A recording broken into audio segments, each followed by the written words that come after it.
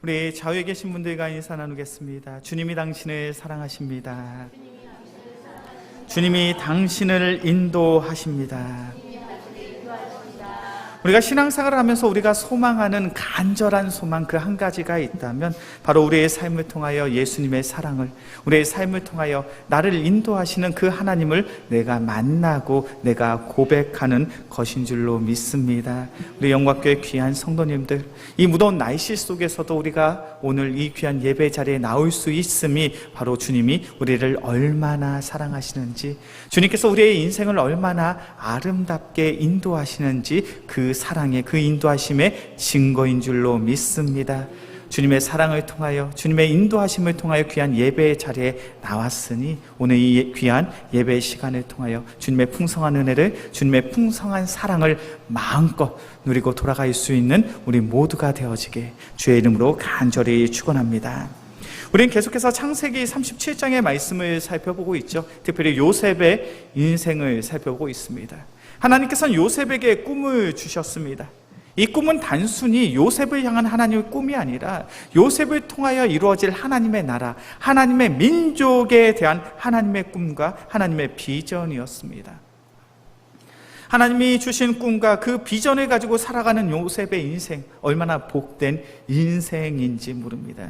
지난 시간에 우리가 말씀을 나눈 것처럼 요셉처럼 우리 모두에게 하나님께서는 우리의 마음, 우리의 심령 속에 하나님의 꿈을, 하나님의 비전을 허락해 주신 줄로 믿습니다. 우리의 마음속에 주님께서 주신 꿈과 비전이 무엇입니까? 요셉처럼 나로 말미암아 우리의 가정에 복음의 열매를 맺는 것, 요셉처럼 나로 말미암아 이 어두운 세상, 우리의 직장과 우리의 사업터에서 그리스도의 빛이요 그리스도의 향기로 살아가는 것, 그런 놀라운 꿈을, 놀라운 비전을 우리 모두에게 허락해 주신 줄로 믿습니다.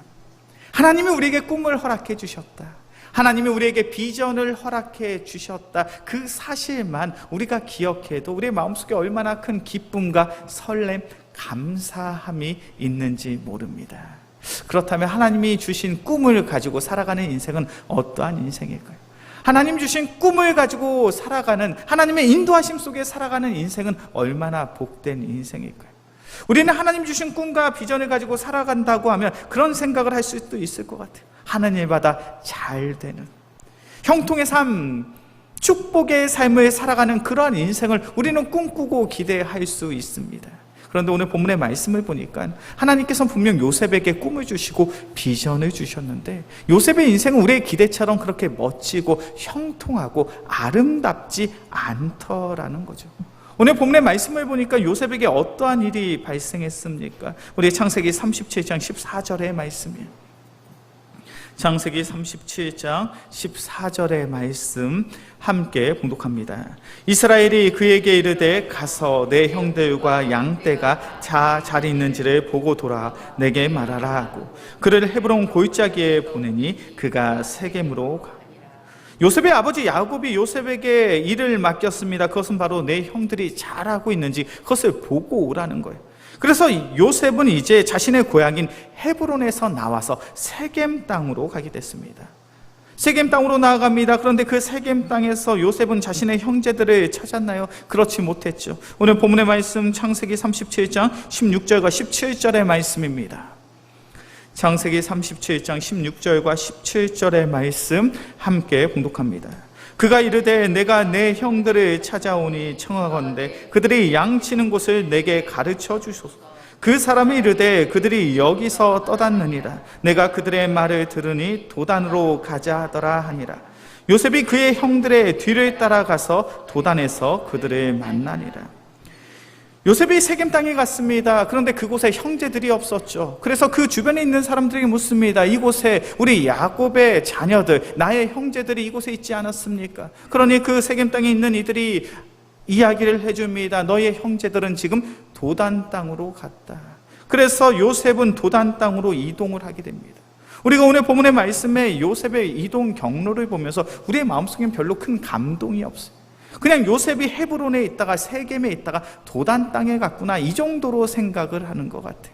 그런데 이 본문 속에서 이 요셉의 이동 경로는 그렇게 단순하지만은 않습니다. 제가 조금 이해를 돕기 위해서 사진 한 장을 조금 준비를 했습니다. 좀 방송실에서 띄워주시면 감사하겠어요.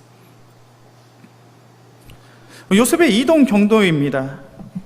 좀 잘 보이셨으면 좋겠어요. 잘 보이셨으면 좋겠는데, 자, 우리가 잘 아는 지역이 여기가 예루살렘 지역입니다. 우리가 잘 알고 있는 예수님이 성전이 있었던 예루살렘 지역인데, 요셉이 있었던 헤브론이 어느 지역이냐면 바로 이 남쪽에 있어요.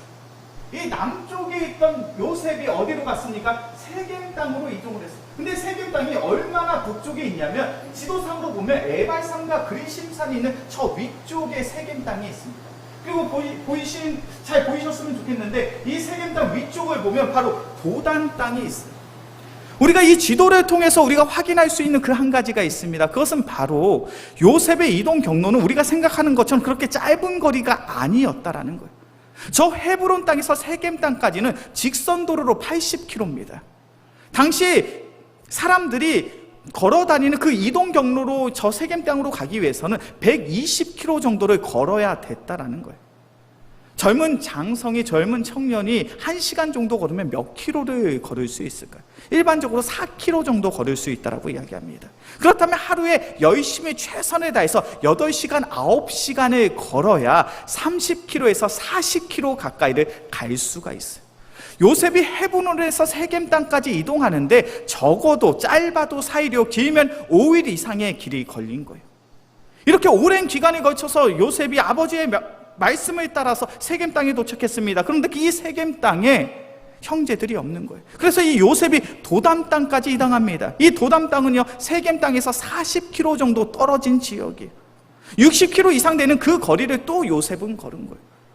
요셉이 아버지의 말을 듣고 형들을 만나기 위해서 거의 일주일 동안 메마르고 황폐한 그 광야의 땅을 걷고 또 걸은 겁니다.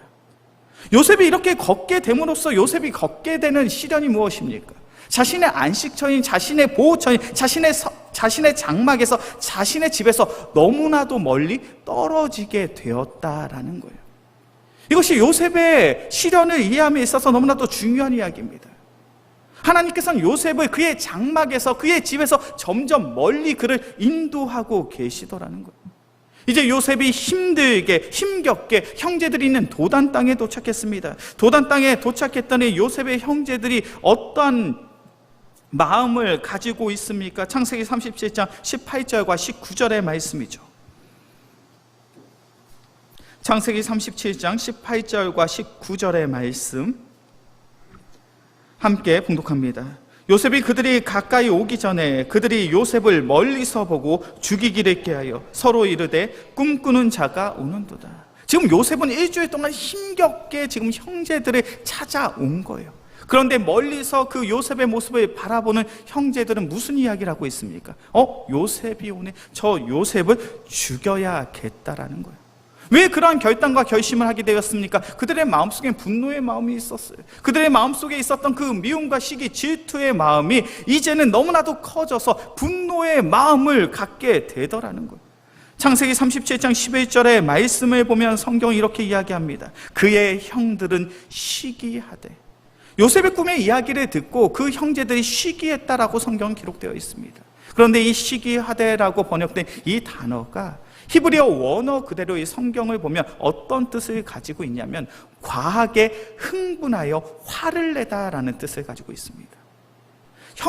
요셉의 형제들이 요셉의 꿈을 듣고 단순히 조금 미워하고 시기하고 질투하고 눈을 흘겨보는 그 정도가 아니라 그들의 마음속엔 화가, 분노가 솟구쳤다라는 거예요. 그리고 그 분노가, 그 화가 지금 요셉을 향하여 분출하고 있더라는 거예요.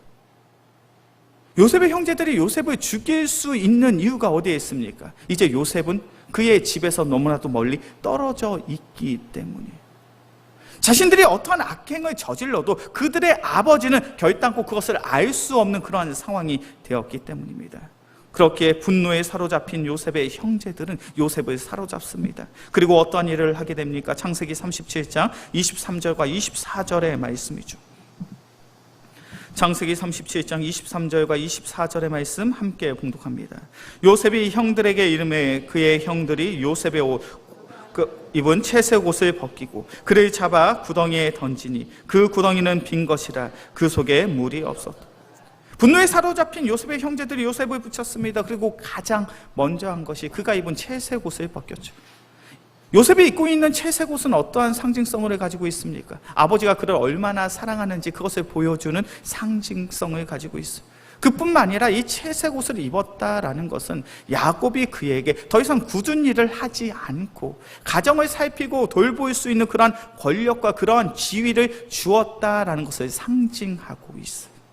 그런데 요셉의 형제들이 그 채색 옷을 벗깁니다. 그 채색 옷을 찢어버렸어요. 더 이상 요셉의 아버지인 야곱이 요셉을 지킬 수 없음을 보여주고 있습니다.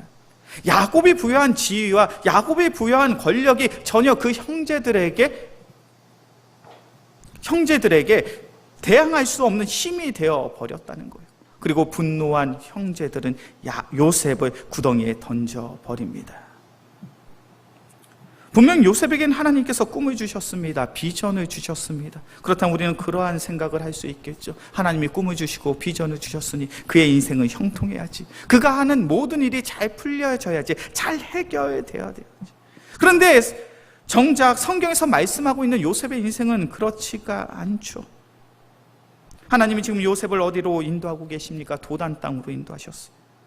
하나님은 지금 철저히 요셉을 그의 보호자에게서 그의 안식처에서 멀어지게 하셨습니다. 그가 입었던 채색 옷이 찢어졌습니다. 요셉이 소유했던 그의 권리, 그의 자격, 그의 권력을 빼앗겨 버린 거예요. 구덩이에 던져졌습니다. 요셉이 믿고 신뢰했던 형제들에게 배신당하고 배반당했어요. 너무나도 가혹한 현실 아닙니까? 너무나도 참담한 현실이 아니냐는 거예요. 그런데 중요한 것은 이 상황을 통해서, 이 환경을 통해서 하나님이 요셉에게 무엇을 요구하고 계시냐는 거예요. 이 참담하고 이 가혹한 현실 속에 하나님께서 요셉에게 원하시는 그 한 가지가 있다면 그것은 바로 요셉이 오직 하나님만을 의지하고 주목하고 바라보기를 원하고 계시더라는 거예요. 왜 하나님께서는 요셉을 도단 땅으로 인도하셨을까요? 왜 하나님께서는 요셉이 입고 있는 채색 옷을 찢으셨을까요? 왜 하나님은 요셉이 구덩이에 던져져 형제들에게 배반당하는 그러한 상황을 하나님께서는 허락을 하셨을까요? 하나님께서는 꿈꾸는 자에게 시련을 주십니다. 꿈꾸는 자에게 시련을 주시는 이유가 무엇이냐면 하나님을 바라보라는 거예요. 하나님을 주목하라는 거예요. 하나님을 의지하라는 거예요. 하나님을 신뢰하라는 거예요. 그런 영적인 훈련을 지금 요셉에게 허락하시더라는 거예요. 우리가 참된 믿음의 성도로서 살아가길 소원하십니까? 하나님이 기뻐하시는 삶을 살아가길 원하십니까? 그렇다면 우리의 마음과 우리의 시선이 오직 주님만을 바라보고 주님만을 주목해야 될 줄로 믿습니다. 그러한 가르침이 미가서 7장 7절에 분명하게 말씀하고 있어요. 자막으로 준비되어 있습니다. 미가서 7장 7절의 말씀. 미가서 7장 7절의 말씀 함께 봉독합니다. 오직 나는 여호와를 우러러보며 나를 구원하시는 하나님을 바라보나니 나의 하나님이 나에게 귀를 기울이시리로다. 아멘. 하나님이 원하시는 성도의 삶이 무엇입니까? 하나님을 우러러보라는 거예요. 하나님을 바라보라는 거예요. 너희가 하나님을 주목하고 하나님을 바라보고 하나님을 의지하고 하나님을 신뢰하는 삶을 살아갈 때 하나님께서 너의 기도에 응답해 주시겠다라는 거예요. 우리가 바른 모습으로 신앙생활하기 원하십니까? 하나님이 기뻐하시는 성도의 삶을 살기를 원하십니까? 그렇다면 우리의 마음과 우리의 시선이 주님을 바라볼 수 있어야 돼요. 하나님을 우러러보고 하나님을 바라보며 하나님을 믿고 의지하고 신뢰하는 성도의 삶을 살아갈 때 우리는 우리의 삶을 통하여 나의 기도에 응답하시는 그 신실하신 하나님을 내가 마주하게 될 줄로 믿습니다.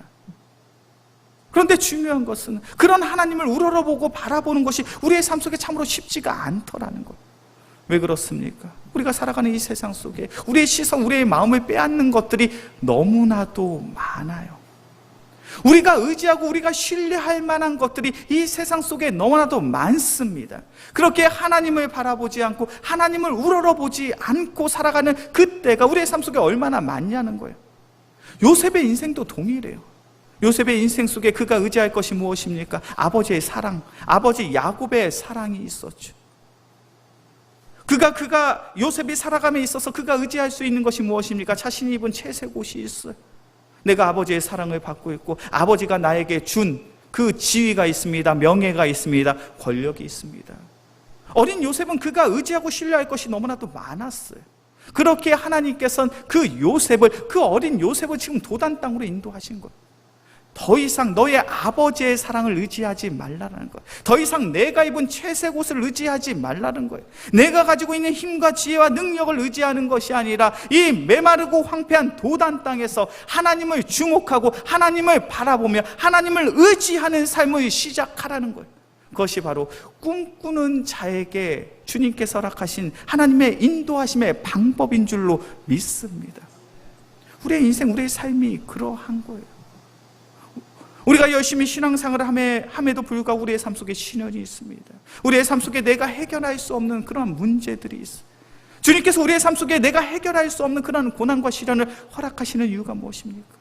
세상의 것들에 주목하지 말라는 거죠. 세상의 것들을 바라보지 말라는 거죠. 그 삶의 문제를 가지고 주님 앞에 나아가 하나님을 우러러보고 하나님을 바라보며 나의 삶의 문제를 주님 앞에 내어 맡기면 우리의 문제를 하나님께서 해결해 주실 줄로 믿습니다. 그것이 하나님의 섭리, 하나님의 인도하심이더라는 거예요.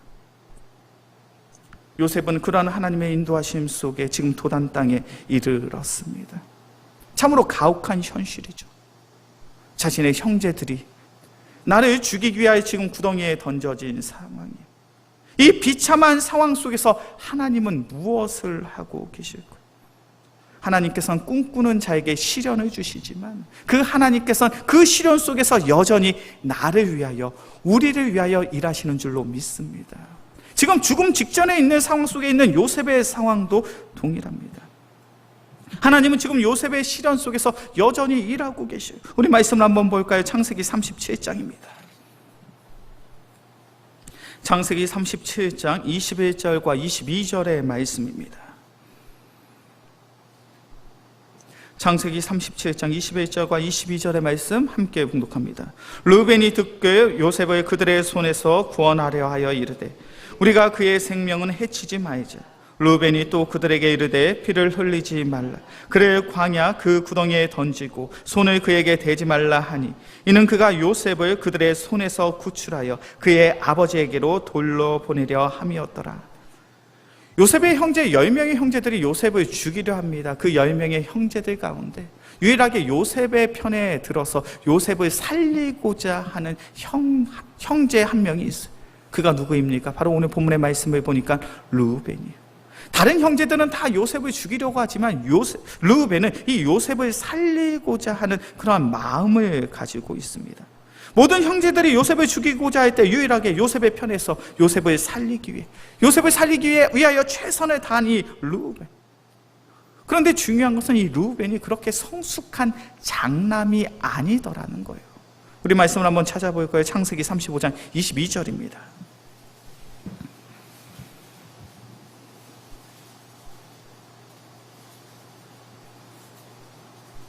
창세기 35장 22절의 말씀 함께 봉독합니다.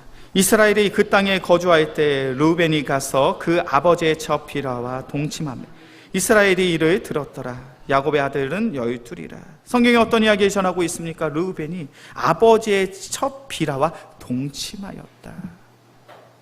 좀 더 쉽게 표현하면 이런 말이 되겠죠. 르우벤이 아버지의 새 엄마와 동침을 하였다. 얼마나 불경스러운 이야기입니까? 얼마나 큰 범죄고 얼마나 큰 죄악입니까? 그렇게 창세기 49장의 말씀을 보면 야곱은 르우벤을 향하여 이렇게 말합니다. 너의 정욕은 물을 끓음 같았은즉 너는 탁월하지 못하리니 내가 아버지의 침상에 올라 더럽혔음이로다. 그가 내 침상에 올랐었더라. 야곱은 르우벤을 축복하지 않습니다. 왜냐하면 그의 정욕이 물이 끓음처럼 뜨거워서 큰 죄를 범했음을 분명히 알고 있는 거예요.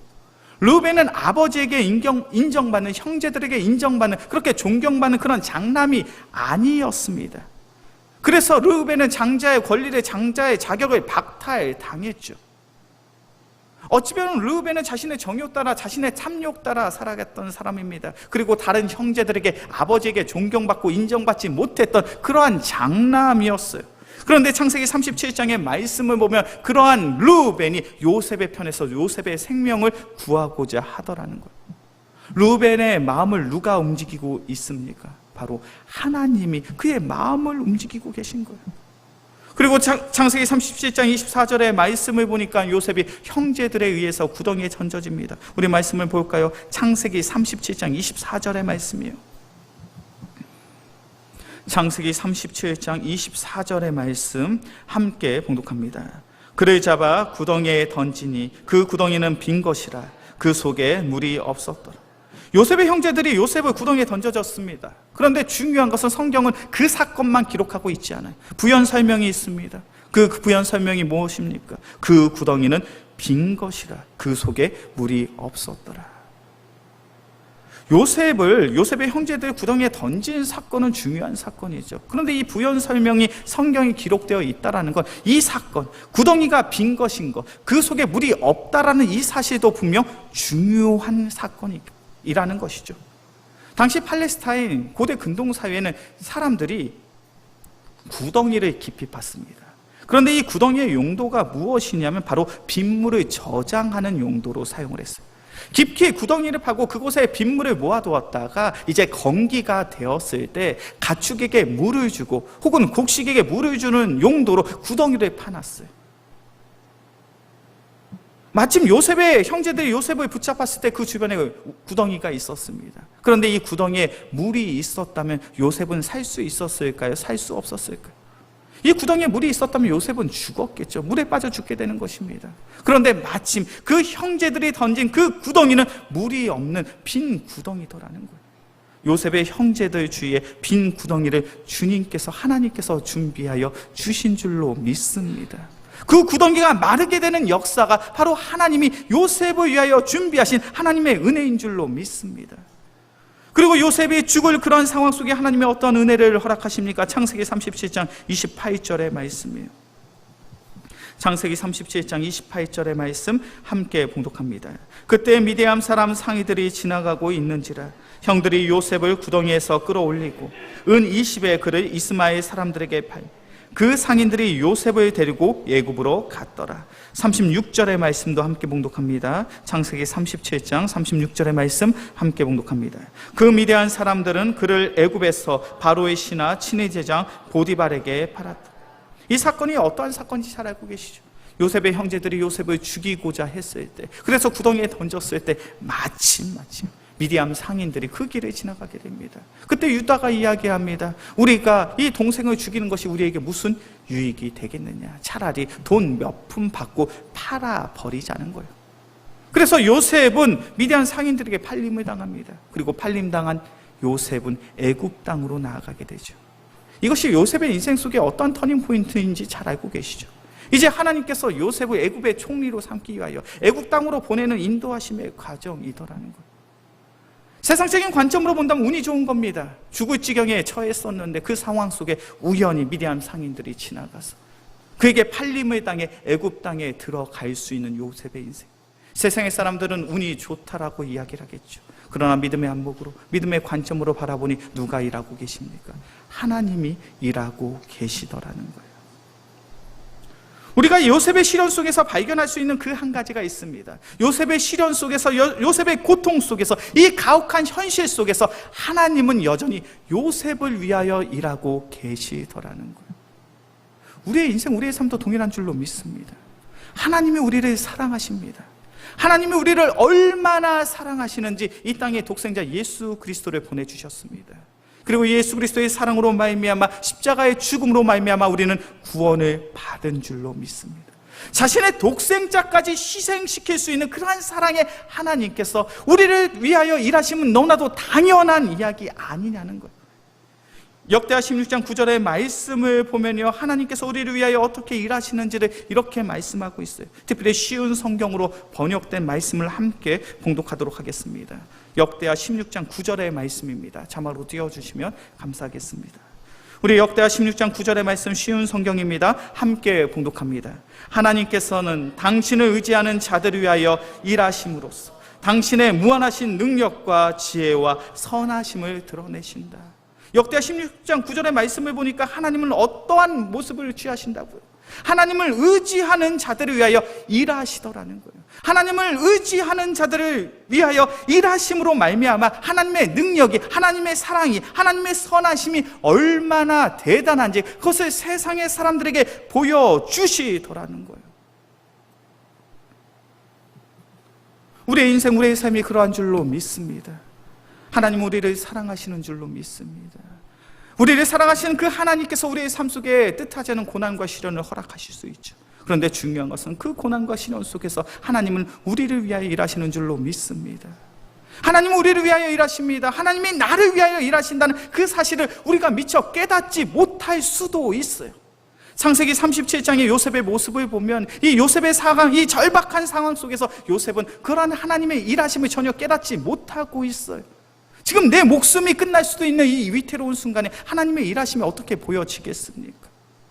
그러나 하나님께서는 이 위태로운 순간 속에 르우벤의 마음을 움직이시고 그 구덩이를 빈 구덩이로 만드시고 우연히 지나가는 미디안 상인을 통해서 요셉의 인생을 하나님의 꿈, 하나님의 비전을 이루게 하기 위하여 여전히 하나님은 그를 위하여 일하고 계심을 우리는 오늘 본문의 말씀을 통하여 우리는 발견할 수 있더라는 거죠.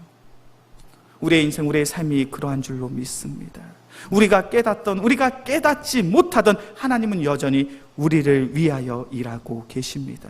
그 하나님의 선한 인도하심 속에 매일의 삶 속에 멋지고 아름답게 이기고 승리할 수 있는 우리 모두가 되어지길 주의 이름으로 간절히 축원합니다. 이제 말씀을 정리하겠습니다. 지금부터 과거에 영국에서 신앙의 자유가 제한되었던 그때 나라의 허락을 받지 않고 설교했다는 이유로 한 젊은이가 감옥에 갇히게 되었습니다. 그가 감옥에 간 이유는 한 가지예요. 나라의 허락을 받지 않고 설교를 했다. 그래서 그 젊은이는 감옥에서 12년 동안 살아가게 됩니다. 12년 동안 옥살이를 하게 되죠. 그가 옥살이를 하는 동안 사랑하는 아내가 전염병에 의해 죽게 됩니다. 그리고 남겨진 3명의 자녀는 스스로 생존을 할 수밖에 없는 그런 참으로 참담한 상황입니다. 그 절박한 상황 속에서 이 감옥에 있는 젊은이가 하나님을 향해 외칩니다. 하나님, 나의 삶이 너무나도 고통스럽습니다. 나의 삶이 너무나도 참담합니다. 이제 나의 생명을 거둬주옵소서. 만약 당신께서 내게 맡기신 그 귀한 사명이 있다면 이 감옥 속에서도 그것을 발견케 하사 나의 생명을 보존케 하여 주옵소서. 너무나도 절망스럽고 참담하니까 차라리 죽는 게 낫다는 거예요. 그러나 만약에 이 감옥 속에서라도 내가 할 일이 있다면 하나님께서 그것을 내게 보여주시고 그 일을 감당할 수 있는 은혜를 달라고 그 젊은이가 기도를 해요. 그렇게 간절히 기도했을 때 하나님께서 그의 머리 안에 지혜를 주십니다. 그의 마음속에 감동을 주세요. 그리고 이 젊은이는 글을 쓰기 시작을 합니다. 그리고 그는 12년 동안 열심히 글을 쓰고 한 권의 책을 마치게 됩니다. 그가 쓴 책은 다름 아니라 바로 철로역정입니다. 철로역정은 우리가 잘 알고 계시죠? 성경 다음으로 교회를 다니는 크리스찬들이 세상에서 가장 많이 읽은 책이 철로역정입니다. 철로역정의 저자 존 버녀는 이런 상황 속에서 이 참담하고 어려운 환경 속에서 성경을 쓰게 됩니다. 그는 그의 삶이 비록 감옥 속에 있었지만 그 감옥 속에서 하나님의 일하심을, 하나님의 도우심을 체험하더라는 거예요. 우리의 인생, 우리의 삶도 그러하기에 주의 이름으로 간절히 축원합니다. 우리의 삶 속에 뜻하지 않은 고난이 있겠죠. 시련이 있습니다. 역경과 어려움이 있습니다. 그러나 그 고난과 시련, 역경과 어려움 속에서 나를 사랑하시는 하나님은 여전히 나를 위하여 일하십니다. 그러한 하나님을 나의 인생 속에서 마주할 수 있고 그러한 하나님을 나의 인생 속에서 찬양하고 예배할 수 있는 우리 모두가 되어지게 주의 이름으로 간절히 축원합니다. 이 시간 오늘의 말씀을 기억하면서 함께 찬양하고 기도하겠습니다. 하나님은 너를 지키시는 자, 함께 찬양하겠습니다.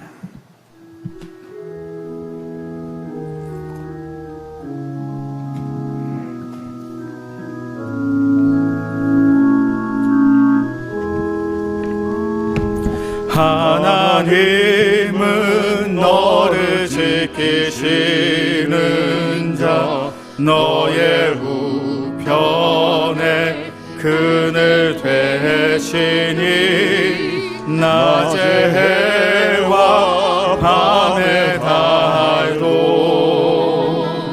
너를 해치 못하리. 하나님은 너를 지키시는 자, 하나님은 너를 지키시는 자, 너의 환난을 면케하시리.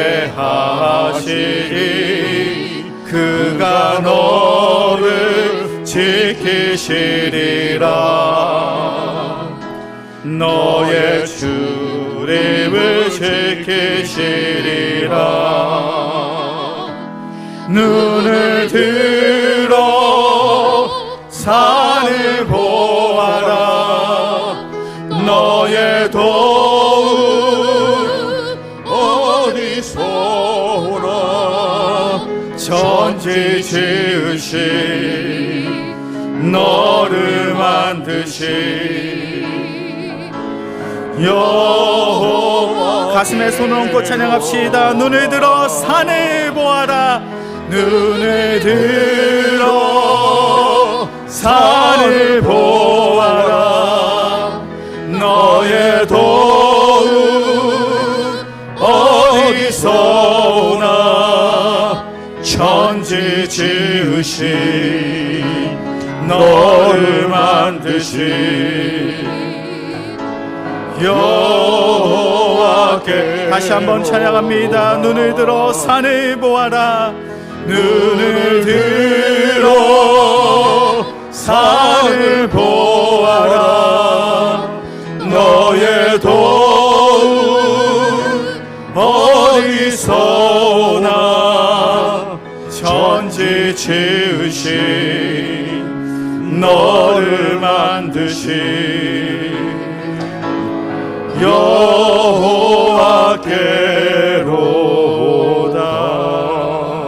이 시간 오늘의 말씀을 기억하며 함께 기도합시다. 사랑의 주님, 주님께서 우리를 사랑하사 우리의 마음의 심령 속에 꿈과 비전을 허락하여 주신 줄로 믿습니다. 그러나 꿈꾸는 자들에겐 시련이 있습니다. 고난이 있습니다. 역경과 아픔이 있습니다. 그러나 꿈꾸는 자들이 살아가는 그 삶 속에서 주님께서 우리의 마음, 우리의 심령, 우리의 생각을 지켜주사 오직 주님을 우러러보며 주님을 바라보며 주님만을 의지하고 신뢰할 수 있는 믿음의 성도들 되게 하여 주시옵소서. 그래, 우리의 신앙의 여정을 통하여, 나의 삶을 통하여 나를 위하여 일하시는 그 신실하신 하나님을 내가 만나며, 내가 마주하며, 내가 찬양하며, 내가 예배할 수 있는 귀한 믿음의 성도들 되게 하여 주시옵소서. 이 시간 주여 한번 부르짖고 간절히 기도합시다. 주여, 사랑이 많으신 주님, 주님께서 우리를 사랑하사 귀한 믿음의 성도로 불러주셨습니다. 우리의 마음, 우리의 심령 속에 주님 꿈을 허락하여 주시옵소서. 비전을 허락하여 주시옵소서. 하나님의 나라를 바라보며 하나님의 영광을 소망함으로 살아갈 수 있는 은혜의 성도들이 되게 하여 주시옵소서. 그리하여 우리의 삶 속에 꿈꾸는 자들이 겪는 시련과 고난이 있다 할지라도 그 고난과 시련 속에서 오직 하나님만을 우러러보며 하나님만을 바라보며 하나님을 의지하고 신뢰할 수 있는 믿음의 성도들 되게 하여 주시옵소서. 그래, 우리의 인생, 우리의 삶을 통하여 나를 위하여 일하시는 그 신실하신 하나님을 마주케 하여 주시옵소서. 우리의 삶을 복되게 하시며 우리의 삶 속에 놀라운 축복과 은혜를 허락하시는 그 하나님을 바라볼 수 있는, 그 하나님을 의지할 수 있는 우리의 영광교회 성도들 되게 하여 주시옵소서. 그래, 우리 영광교회 귀한 성도들의 삶을 통하여 나를 위하여 일하시는 그 신실하신 하나님을 만나고 그 하나님의 찬양 경배에 예배할 수 있는 귀한 믿음의 성도들 되게 하여 주시옵소서. 사랑이 많으신 주님, 주님께서 우리 영광교회 귀한 성도들을 꿈꾸는 자로 불러주시는 줄로 믿습니다. 꿈꾸는 자들에겐 시련이 있습니다. 고난이 있습니다. 역경과 아픔이 있습니다. 그러나 그러한 상황 속에서도 주님께서 우리의 마음과 생각, 우리의 시선을 붙잡아 주사 오직 주님을 우러러보며 주님을 바라보며 주님을 의지하고 신뢰할 수 있는 믿음의 성도들 되게 하여 주시옵소서. 그리하여 나의 인생, 나의 삶을 통하여 나를 위하여 일하시는, 우리를 위하여 일하시는 그 하나님을 마주하고 경험하며 찬양하고 예배할 수 있는 귀한 은혜의 성도들 되게 하여 주시옵소서. 우리의 삶을 온전히 주님 앞에 내어 드리오며 우리를 사랑하시는 예수 그리스도의 이름으로 기도합니다. 아멘.